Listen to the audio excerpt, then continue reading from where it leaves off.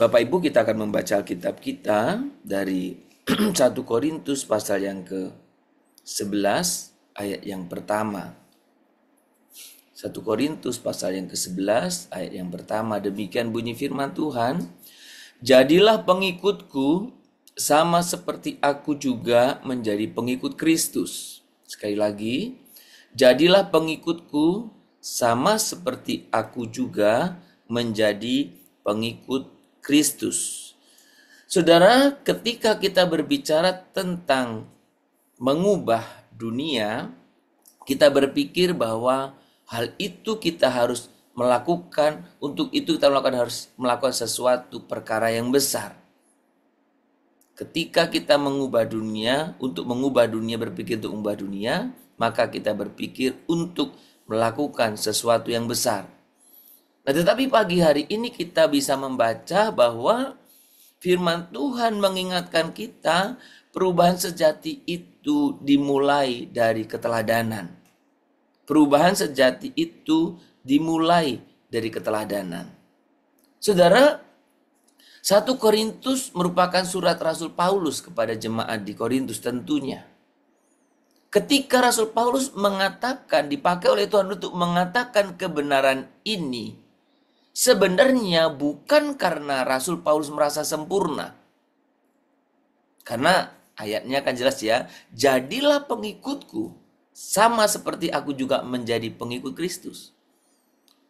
Rasul Paulus mengatakan ini bukan ia merasa sudah sempurna, tetapi karena hidupnya telah diarahkan sepenuhnya kepada Kristus.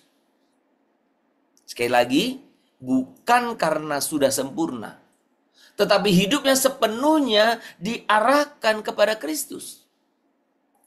Ia memahami satu kebenaran penting, bahwa teladan pribadi lebih kuat daripada 1000 kata-kata.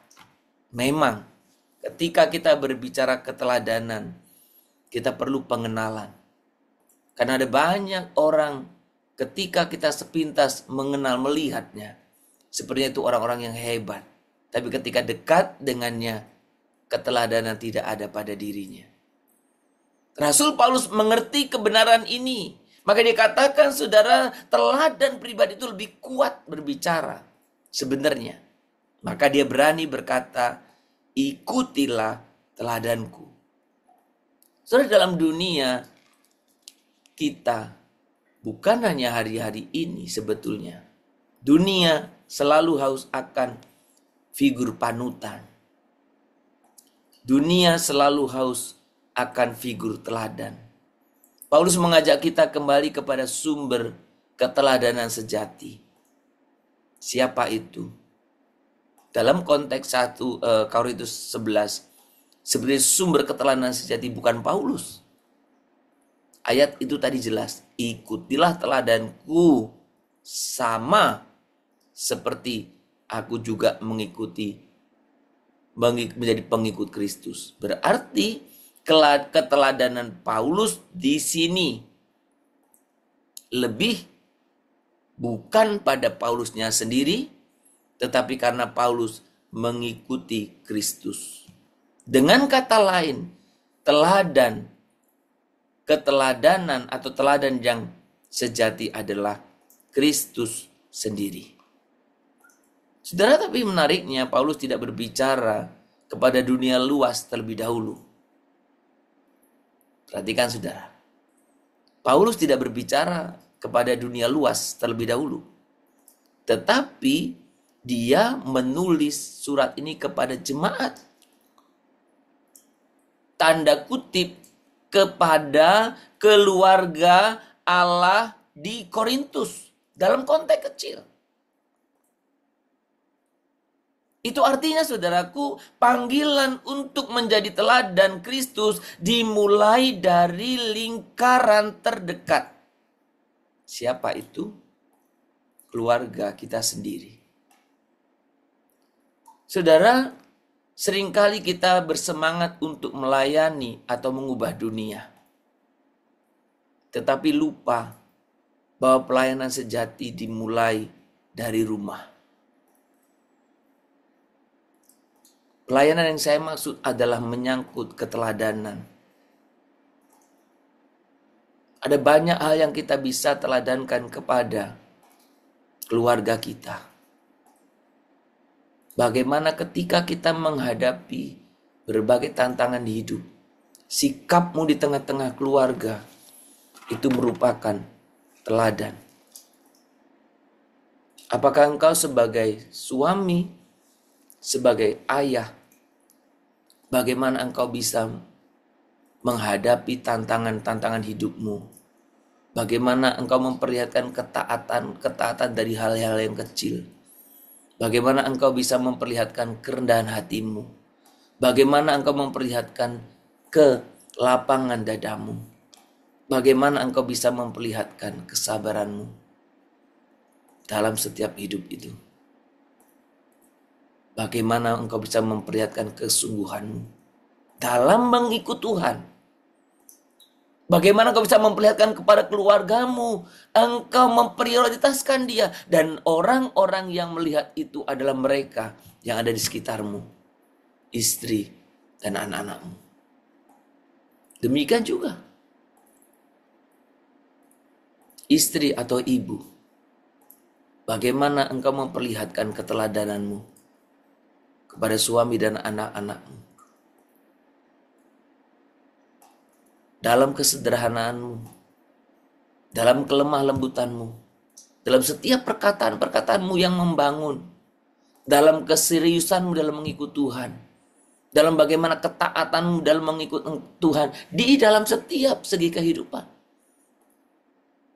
Bagaimana engkau bisa mengucap syukur atas apa yang dialami atau keadaan keluargamu? Bagaimana engkau menghormati suamimu? Bagaimana engkau memperlihatkan kesabaranmu kepada anak-anak? Ada banyak yang kita bisa sebut. Demikian juga anak-anak, bukan?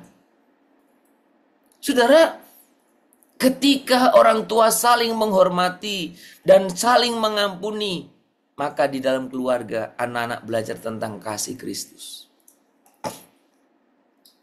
Ketika anak menghormati orang tuanya, dalam dunia kecil di rumah itu menjadi ladang sukacita bagi Allah. Ketika keluarga hidup dalam kejujuran, doa, maka lingkungan sekitar kita akan merasakan. Saudara, kita tidak perlu menunggu memiliki kesempatan besar untuk menjadi berkat. Kita tidak menunggu satu posisi tertentu untuk kita bisa menjadi berkat bagi orang. Tapi saya dan saudara bisa menjadi berkat dalam hal-hal yang keseharian. Dunia diperbaharui lewat tindakan-tindakan sederhana. Sapaan yang lembut, doa bersama di meja makan, kesabaran dalam mendengar, dan keputusan untuk tetap mengasihi meskipun disakiti. Saudara, teladan kecil itu mungkin tampak biasa, tetapi di tangan Tuhan ia memiliki dampak yang kekal. Saudara, dunia ini tidak diubah oleh kekuatan besar, tetapi dunia ini diubah oleh hati yang setia meneladani Kristus dalam hal-hal kecil. Ketika satu keluarga memantulkan kasih Kristus, terang itu menjalar ke keluarga lain, lalu ke masyarakat, hingga dunia dipenuhi cahaya kasih-Nya. Saudara, ketika kita membaca tokoh-tokoh besar yang dipakai oleh Tuhan untuk mengubahkan dunia, itu biasanya dimulai dari keluarga. Sebut saja misalnya John Wesley. John Wesley bisa dipakai oleh Tuhan dengan luar biasa dalam hidupnya. Itu dimulai dari keluarganya, dari rumahnya. Bagaimana ibunya Susana Wesley menjadi teladan yang luar biasa. Dan saya dulu berpikir ibunya saja menjadi teladan. Saya dulu berpikir karena referensi soal papanya begitu sedikit. Hingga satu ketika saya membaca sebuah buku yang memperlihatkan betapa papanya John Wesley, yaitu Samuel Wesley, juga figur yang sangat-sangat menjadi teladan. Figur yang fokus kepada Allah, figur yang hidup jujur, figur yang hidup kudus, figur yang betul-betul hidup menjalankan apa yang Tuhan kehendaki, dan figur yang tidak bisa berpolitik dalam gereja. Dalam sejarah itu catat, maka Samuel Wesley dikenal sebagai Bapak Kekudusan. Karena dia pria, seorang hamba Tuhan yang belajar hidup taat, kudus di hadapan Tuhan. Saudara, mulai dari keteladanan Bapak, mulai dari keteladanan Ibu, itu mengubah keluarganya. Dan muncullah seorang John Wesley yang betul mendengungkan, menyuarakan bagaimana hidup dalam iman dan hidup dalam kekudusan. Saudara, ketika kita berbicara tentang bagaimana kita mengubah dunia, maka dunia diubah melalui keteladanan. Saudara, hari ini saya ingin kita mengajak kita untuk bertanya, apakah hidupku di rumahku sudah mencerminkan Kristus? Apakah anak-anakku melihat Yesus melalui sikapku? Apakah pasanganku merasakan kasih Kristus lewat perkataanku? Saudara, jika belum, inilah saatnya untuk saya dan saudara memulai pembaharuan. Bukan dengan rencana besar, melainkan dengan langkah kecil yang dilakukan dengan kasih yang besar. Dengan langkah kecil yang dilakukan dengan kasih yang besar. Mari kita mulai menjadi teladan di tengah hidup kita.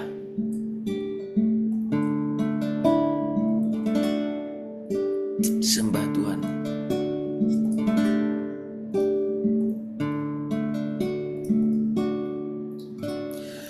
Tuhan, ingin ku dapat memancarkan kasih-Mu indah penuh kemuliaan. Budi bahasaku dihaluskan Roh-Mu hingga memancarkan keindahan.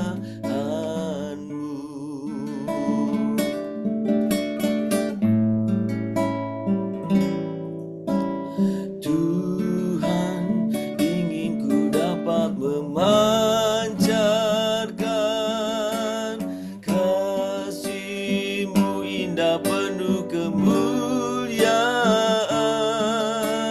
Budi bahasaku dihaluskan Roh-Mu hingga memancarkan keindahan-Mu.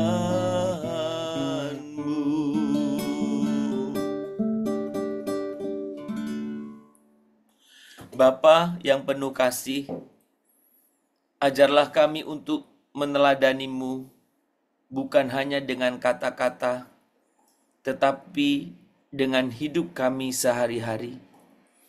Bentuklah hati kami agar setia dalam hal-hal kecil, karena di sanalah Engkau memulai karya besar-Mu.